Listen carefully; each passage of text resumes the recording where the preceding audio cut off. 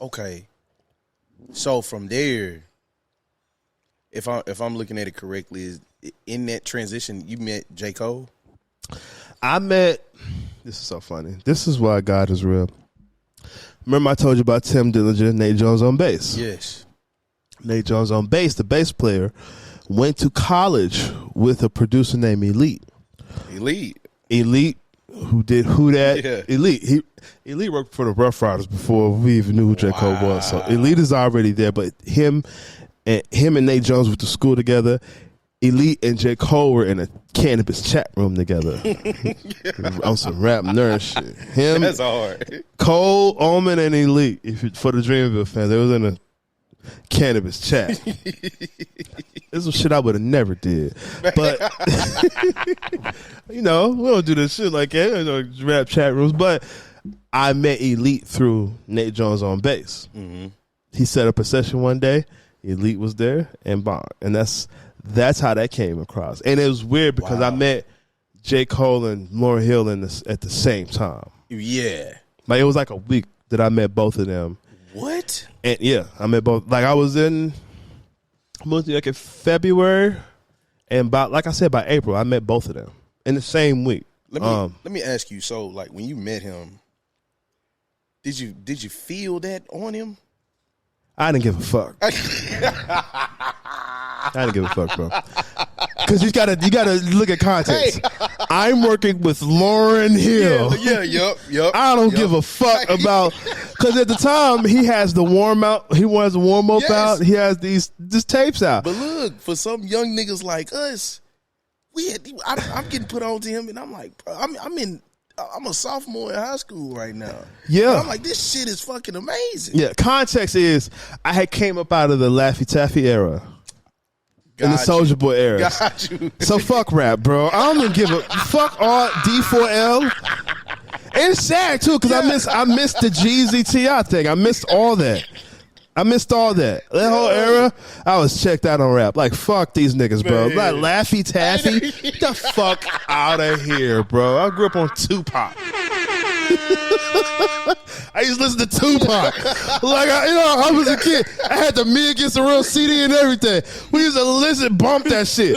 And you mean to tell me I'm an almost adult, and I'm driving around, kicking it, and we got Laffy fucking Taffy, bro. Niggas dancing. Hey, man, fuck out of here, bro. Yeah. I was checked out on all that shit. And them niggas tried to say in Atlanta they came up with trap. I was listening to 3 6 Mafia, World Domination. I was just mad at all that shit, bro. I hated all that shit. I missed all that shit, bro. So that was the context. I was like, yeah, fuck rap and fuck rappers. Cole, Elite gives me the blow up, the warm up CD, the tape. And I'm like, oh, this nigga can rap. He can rap. I was like, he can rap. Yeah. Lauryn Hill she studies people that do hip hop. She said she heard Who That and was like, he said something like, hot enough to fuck one of Satan hoes. And she loved that line so much that when she found out I was working with him, she was like, oh yeah, you got to go do that shit. So that just goes to show you wherewithal. She knew. I was looking at her like, this is another rapper. He's coming up because I had the Lauryn Hill thing. Yeah. And so this is where you cutting your teeth at. And so it's like you transitioning over here with somebody that's building up. It's kind of like, and I'm already with an established artist, and the promise of her making another record is bigger than any promise of a little known J.Cole at the time. For sure. Talented though. Like, I was like, this nigga is making me like rap again. Mm-hmm. He brought me back to rap. But it was her. She was like, yo, you need to go do that. Because we at the time, I mean, they're both great people, bro. So I don't know if they did this on purpose, but it just worked out. Because I'm meeting him and starting to tour with him. And I met him in the studio. But it would seem like that I would go on tour her. Right as I was getting off tour her, I would go on tour him, and vice versa. And that was like for like 2 years. And so it just came to a point where it was just like, obviously I couldn't just keep working for both of them in the same capacity. Yeah. And I mean, giving 100%. And she was just like, yeah, you need to go do that. Yeah. You need to go hop on that J.Cole thing. She knew. Wow. But me, it was just like, he's just a rapper that's coming up. great guy. But you know, you got to. It's just all in context. Like that was my touring family. Like we were. She had a band. You know, it was just a big family of people, and that was my first tour. Some of my first time leaving the States. It's some love and sentimental stuff. That's there. Like, so I'm thinking, like, I'm gonna be here. Transitioning, yeah. And so doing the Cole thing, it was like I didn't know them as much as I had knew the Lauryn Hill thing, and so it was like that, like a stranger coming in, and oddly enough, it's just like, you know, we grew, and I think it's because I was on tour with Cole and working in the studio. We just spent mad time together, like all the fucking time, and because of that, and because of the environment, and it was just starting out, it was a good chance to build up a culture, which is the Dreamville culture. Yes. And I saw that immediately. And was like, you know, this is where I belong. You know, he bought me not that one, but he bought me my first like real computer. You know, I was just like, you know, this is where I belong. And that's right.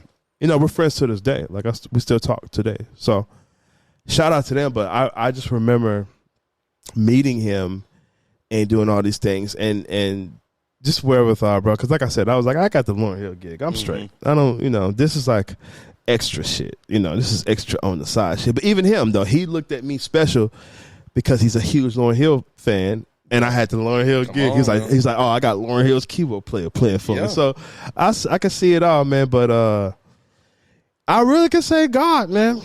It's like I'm not a very religious person, man, but I can recognize like patterns and when shit is moving and when it's out of my control. And it's like, oh, this got to be God, because it can't just be coincidence. Yes. You know, so all that shit, man, is just all of it worked together, like transitioning out. I hope I answered the question. I forgot. No, for sure, you did. Hope I did. You painted that entire. I be rambling. You got to cut me off. No, that's great. No, you're a legend, man. You got the floor. You feel me? Fuck me. Fuck what I'm talking about.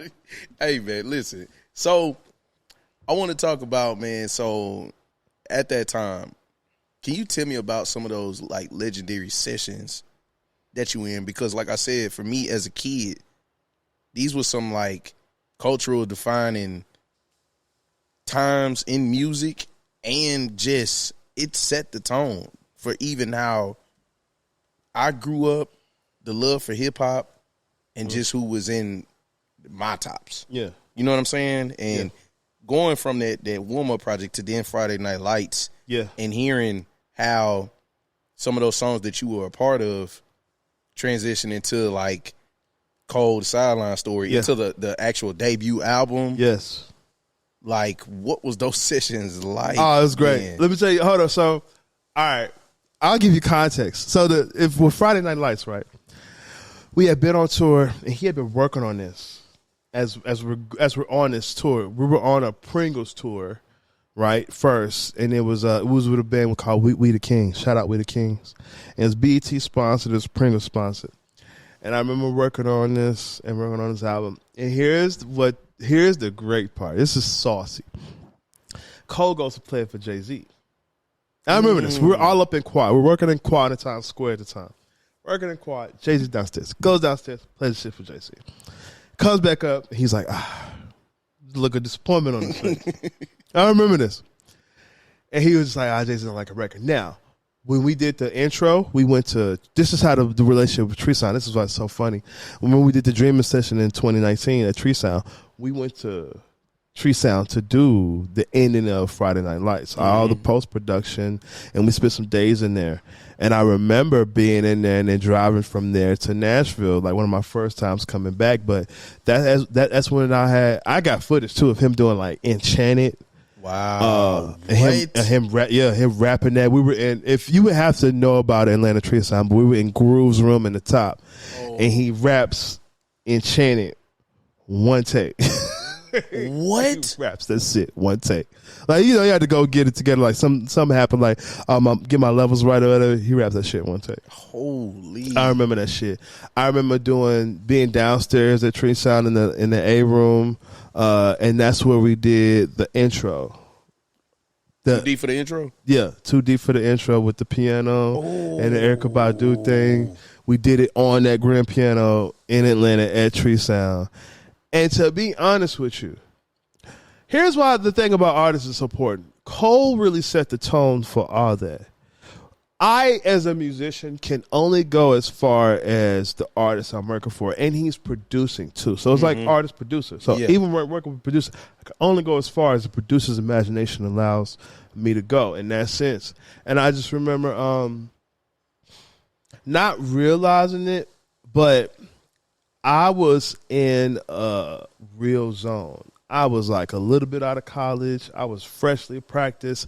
I felt like the competition of musicians in New York was way higher than Nashville.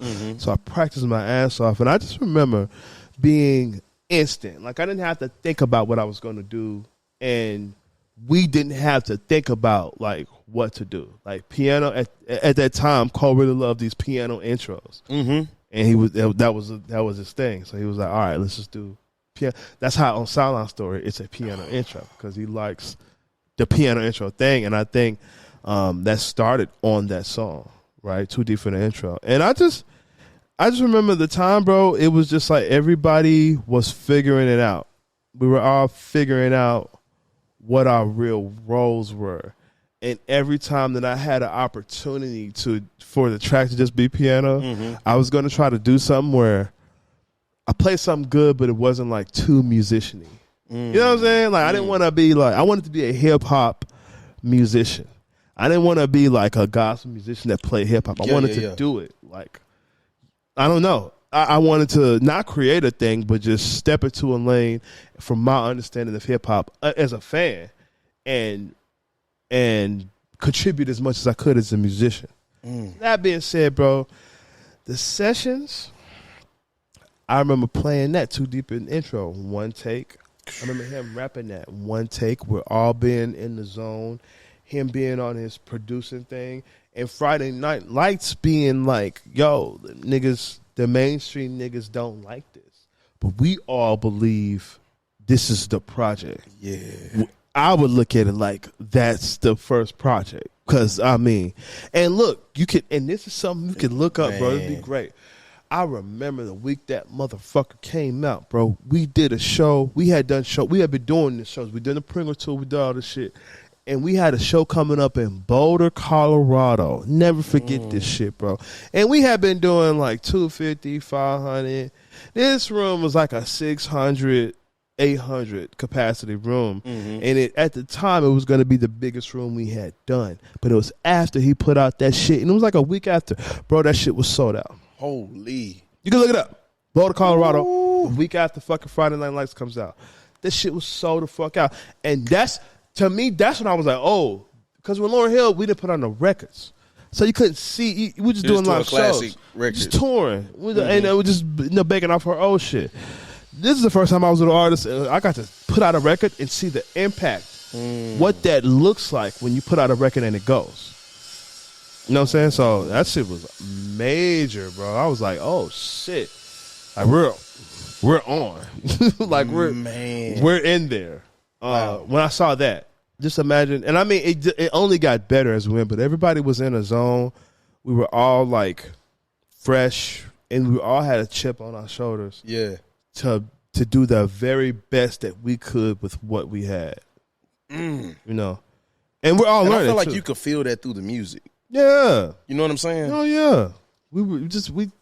It's kind of like we don't have the wherewithal and the success at the time to know how to play it safe or know how to like do a certain thing.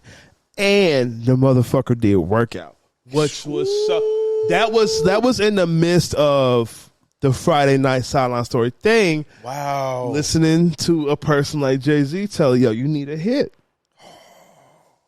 This nigga was like, okay, I gotta do a hit and do a workout. And then bemoaning workout only to years later be so thankful. Like, thank God for workout. But workout was created during that time as well. Holy. Like, workout. Because, like, didn't in the morning take off? Like, it did, but it didn't do nothing more for him. Because, okay, at the time when In the Morning came out, if you look at that video, we shot that on tour with Drake. My first time being on a European international tour was Cole doing the dream. It wasn't Dreams and Nightmares. It was something. I think it might have been something called Dreams and Nightmares or something like that. But it was Drake's first time going to Europe, and that's when we shot that video. So we're already on tour with Drake. So it's already like a thing, and like they know each other. And I think it put J.Cole in the place of with Drake fans. But at the time, here's what I'll say. I remember getting a lot of, like, not backlash, but a lot of, like, one thing is worse. It's like people can talk shit about you, but when people aren't saying anything about you, it's the worst. That's worse than people not talking shit about you. Yeah. So I remember at the time that all the blogs and shit was just really like J. Cole was coming up and they was trying to get into the whole like he's boring, all this shit, this music in the side. And I'm like, oh, they doing it just because we're like one of the only people not talking about killing and drug shit and money shit. Yeah, we talk about other shit. So I could see the game right away. And I think Drake just even taking Cole on that tour and doing that song, it just put us like, it put him in a place where like, oh no, this guy's famous. He's not just an underground rapper that makes great tapes. This guy's famous. He's like a famous artist. He's Jay-Z's artist. Yes. So it just all like connected dots more so. Wow. To me, it didn't pop off. Like Born Center popped it off for sure. Woo. But that fucking Forest Hills Drive was really like, I was really like, yeah. Oh my God. Like, yeah. We were all in the zone. We were all confident in what we were doing. And we had a really good synergy of knowing what we're supposed to do, knowing what our roles were, and taking that extra step without Cole or anyone telling us. But that was it, though. Like, that was it. That was the moment. I was like, oh, that's when, so out of all of those projects, you feel like that 2014 Forest Hill Drive was the most, like, in the zone. That was in the zone. Oh, man. I think on the raps, he was more in the zone on Born Center, but as far as putting songs together, he was more in the zone on 2014. For sure. And them songs was great. And it was just after the right experience. Yeah. I don't know if he'll ever, if everybody involved will ever be in that kind of zone again. Because now it would be more so like he working with fucking amazing ass T-minus and shit. Like, who's one of the best. So it's just like he could get in the zone, but we've done it before so many times. That zone right there was like, it was a pure, authentic zone. It wasn't like, it was like we put our Silent Story, we put our Born Center, we put all these other things. We've toured, we've done all these things. We really know what we're doing now, and let's just do it. You know, it wasn't like, oh my God, we're doing it big. It was just like, no, everybody just did everything that they would normally do with a heightened sense of awareness. Like, it's clearly a heightened sense of awareness that everybody's doing the same thing. Like I didn't do nothing different on 2014 Hills Drive that I did on the other ones. It's just I was better. Yeah, I had more experience. Yeah, I knew exactly what I wanted. You feel that through the music, though. Yeah, like, you feel that through there. Yeah, you can hear it. If you listen to Silent Story up until that album, you can hear it. You can hear the progression of all of us, and I thought that was just so special to me. You know, just to speak on that in that particular era, like I remember like looking up like videos and seeing y'all jamming out, like doing the live sessions for like Who That and all of that. Yeah. And him pointing back to, hey, you know who produced that? Cole, you know what I'm saying? That type of shit. It just seemed like the chemistry was just building. Yeah, man. And then when y'all get to 2014 Forest Hill Drive, it's like, there it is. Oh, yeah. The shit just snapped. I remember doing the intro for that shit. And I called like some horn players to come and play horns on it. And that was nothing that I had ever done before. But I had the confidence, you know what I'm saying? And like the wherewithal and kind of the, not permission from Cole, but like to go ahead. So like if you need to call some guys to do it. And I didn't have to go ask permission or even felt like it was necessary to do it. I'm like, oh, this is what I want for this. This is what I envision for this. Let me call some people to get it. And then I get them and we do the session and do the horns and that shit and play it back for Cole. He's like, oh, this is great. You know, that it was like that kind of thing. Like, Cole will go off and do something. He worked with another producer some and come back with something, and we're all like, oh, that's fire. You know what I'm saying? And it was just confidence, man. And like I said, it's built confidence together rather than, you bringing me in now, and I already know what the fuck I'm doing. I already have confidence. It was like, no, coming from a point where all of us didn't know what the fuck we were doing, and we grew together, and now we kind of know what we're doing. It's group confidence. It's a different thing with your peers than it is you as an individual. And I mean, that's just it, you as an individual, because it's individual confidence from individual accolades, not accomplishments as a group. Like, we can do this as a group. Yeah. And that's a whole different thing, man.